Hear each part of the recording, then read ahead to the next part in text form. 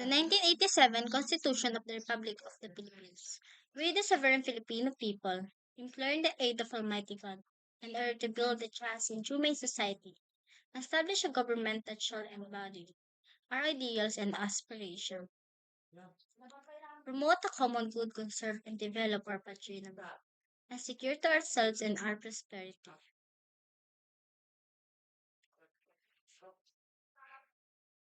The blessings of the independence of, and the democracy under the rule of law and a regime of truth, justice, freedom, love, equality, and peace to ordain and promulgate this Constitution. Article 1. National Territory. Article 2. Declaration of Principles and State Policies. Article 3. Bill of Rights. Article 4. Citizenship. Article 5. Suffrage. Article 6. The Legislative Department. Article 7. Executive Department. Article 8. Judicial Department. Article 9. Constitutional Commission. Article 10. The Local Government. Article 11. Accountability of Public Officers. Article 12. National Economy and Patrimony. Article 13. Social Justice and Human Rights. Article 14. Education, Social and Technology, Arts, Cultures, and Sports. Article 15. The Family. Article 16. General Provisions. Article 17. Amendments of Revisions. Article 18. Transitory Provisions. Article 16. Article 16. General Provisions, Section 12. The Congress may create a consultative body to advise the President on policies affecting indigenous cultural communities. The majority of the members of which shall come from the communities. Article 17. Amendments of Revisions. Section 1. Any amendments or revisions to these constitutions may be proceeded by number 1. The Congress open a vote of 3/4 of all its members, or number 2. A constitutional convention. Article 17. Amendments of Revision, Section 2. Amendments to these constitutions may likewise be directly proposed by the people through initiative coupon, a petition of at least 12 per centum of the total number of registered voters, of which every legislative district must be represented by at least 3 centum of the registered vote therein. No amendment under section shall be authorized within 5 years following the ratification of this Constitution, no oftener than once every 5 years thereafter. The Congress shall provide for the implementation, the exercise of the right. Article 17. Amendments of Revisions, Section 3. The Congress may by a vote of 2/3 of its members call a constitutional conventions, or by a majority vote of all members submit to the electorate the question of calling such a convention. Article 17. Amendments of Provisions. Section 4. Any amendments or revisions of this Constitution under section hereof shall be valid when ratified by a majority of the votes cast in plebiscite which shall held not earlier than 60 days nor later than 90 days after the approval of such amendments or revisions. Any amendments under Section 2 hereof shall be valid when ratified by earlier than 60 days nor later than 90 days after the certification by the Commission of Electrons of the sufficiency of the repetition. Article 18 Transitory Provisions Section 9 A sub-province shall continue to exist and operate until it is converted into a regular province or until its component municipalities are reverted to the mother province. Articles 18 The Transitory Provisions Section 10 All courts existing at the time of the ratification of this Constitution shall continue to exercise their jurisdiction until otherwise provided by law. The province of the existing rules of court, judiciary, acts, and procedural laws not consistent with this Constitution shall remain operative unless amended or repealed by the Supreme Court or the Congress. Article 18 Transitory Provisions, Section 11. The incumbent members of the judiciary shall continue in office until they reach the age of 70 years or become incapacitated to discharge the duties of their office or are removed for cause.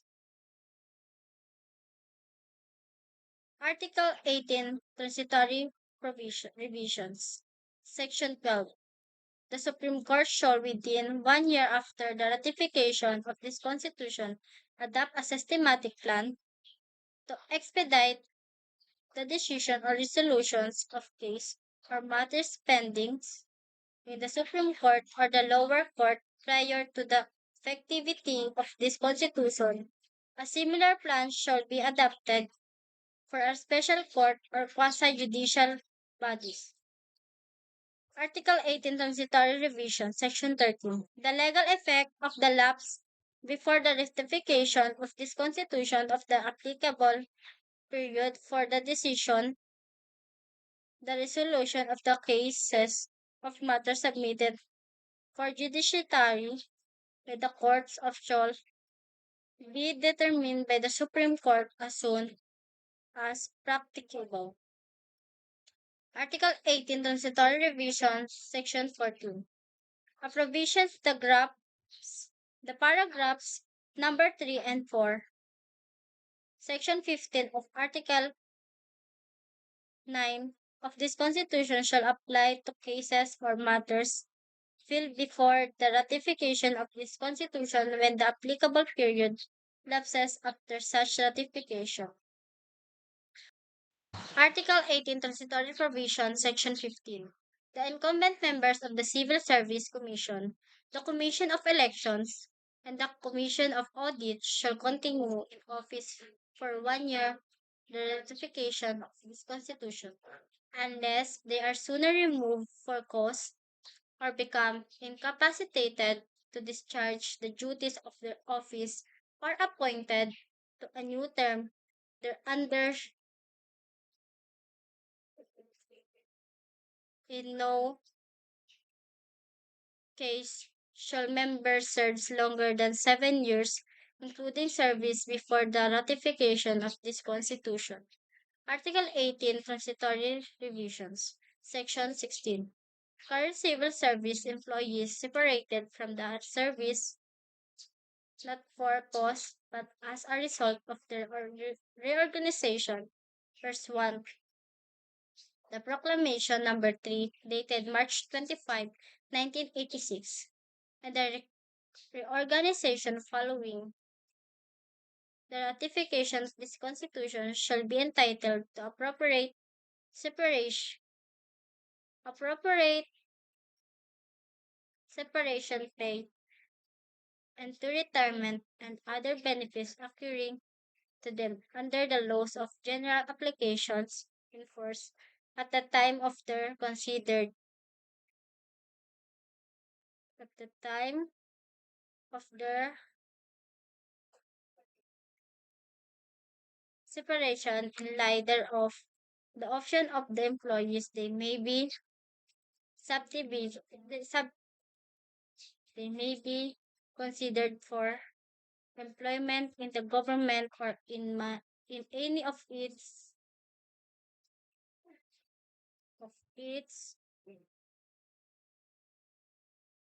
sub- of its subdivisions, instrumentalities of agencies, including government, applies to their career officers whose resignation tendered in line with the existing policies had been accepted. Article 18, Transitory Revision, Section 17. Until the Congress provides otherwise, the President shall receive an annual salary of 300,000 pesos. The, five, the Vice President, the President of the Senate, the Speaker of the House Representative, and the Chief Justice of Supreme Court, 240,000 pesos each. The senators, the members of the House of Representatives, the Associate Justice of the Supreme Court, and the Chairman of the Constitutional Commissions, 204,000 pesos each, and the members and Constitutional Commissions, 180,000 pesos. Article 18, Transitory Revision, Section 18. At the earliest possible time, the government shall increase the salary scales of the other officials and employees of the national government. Article 18, Transitory Revisions. Section 19. All properties, records, equipment, buildings, facilities, and other assets of any office or bodies abolished or recognized under Proclamation Number 3, dated March 25, 1986, or this Constitution shall be transferred to the office or body to which its powers, functions, and responsibilities substantially pertain. Article 18, Transitory Revisions. Section 20. The first Congress shall give priority to the determination of the period of the implementation of three public secondary education. Article 18, Transitory Revision, Section 21.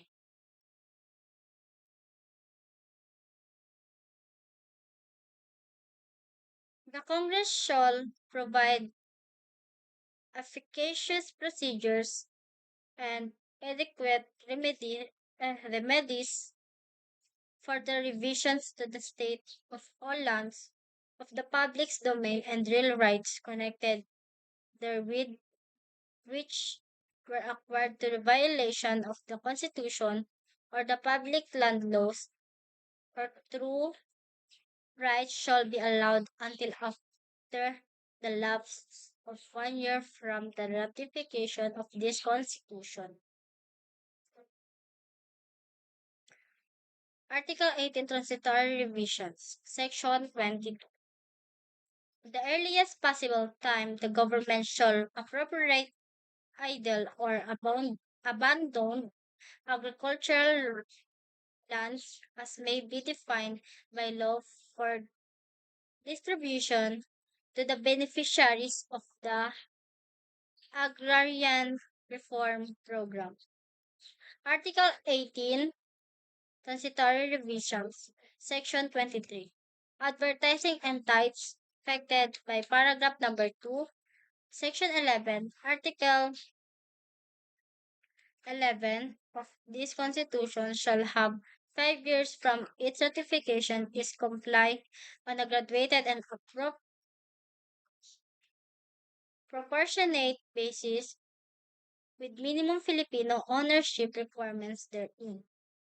Article 18, Transitory Revision, Section 24. Private armies and other armed groups not recognized by duty constituted authorities shall be dismantled all military forces, including civilian home defense forces not consistent with the citizen armed force established in this constitution, shall be dissolved or wherein appropriate converted into the regular force. Article 18 Transitory Revisions. Section 25. After the expiration in 1991 of the agreement between the Republic of the Philippines and the United States of America concerning military bases, foreign military bases, troops, and facilities shall not be allowed in the Philippines except under a treaty duly concurred in by the Senate and when the Congress so requires ratified by a majority of the votes, majority the Senate and when the Congress is requires ratified by a majority of the votes cast by the people in a national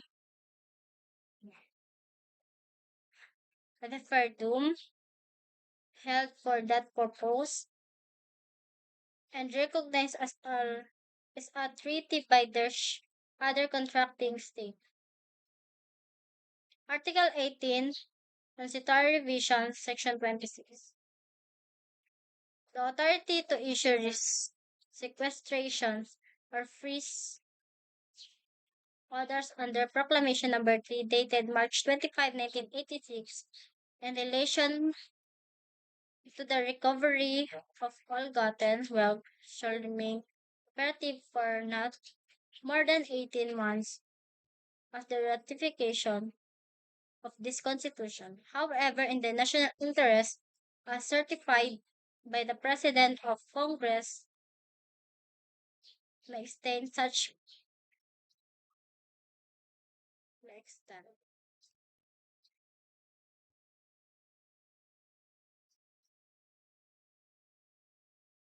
18 months of the ratification. However, in the national interest, as as certify the President Congress among extend such period. The sequestration freeze order should issue only upon showing of a prima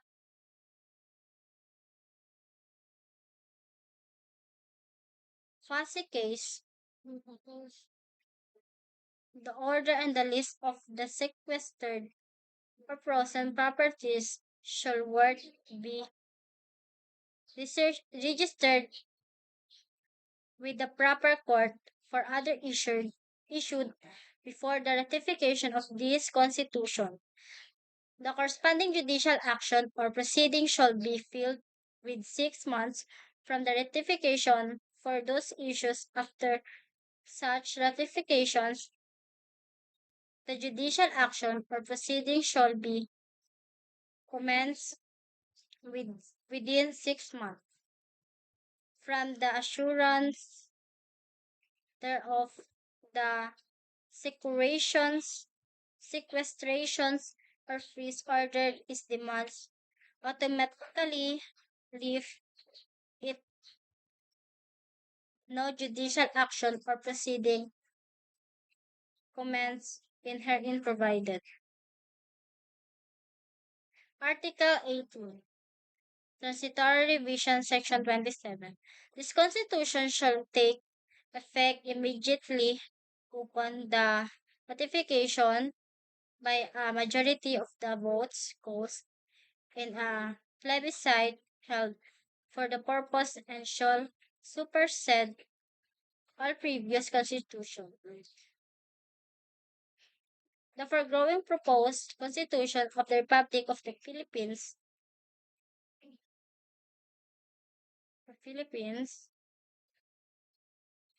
was approved by the Constitutional Commission of 1986 on the 12th day of October 986 and according signed on the 15th day of October 1900 of 86 at the Lemory Hall National Government Center, Quezon City, by the commissioners those whose signatures are hereunder